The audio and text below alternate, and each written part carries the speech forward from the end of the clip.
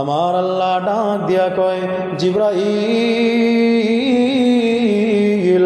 ও জিব্রাইল তুমি জলদি আসো।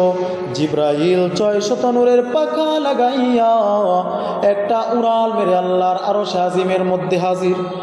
জিব্রাইল আমার আল্লাহকে ডাক দিয়া বলে, আল্লাহ কেন আপনি আমাকে ডাকলেন? আমার আল্লাহ ডাক দিয়া কয়, জিব্রাইল,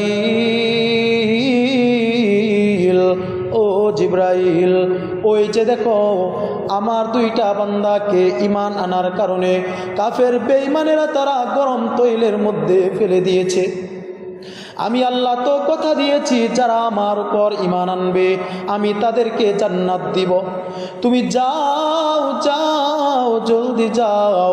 যদিও তারা আমার বান্দার দেহটাকে গরম তেলের মধ্যে ফেলে দিয়েছে, তুমি আমার বান্দার রূহটাকে নিয়া আমার জান্নাতের ভিতরে নিয়ে যাও।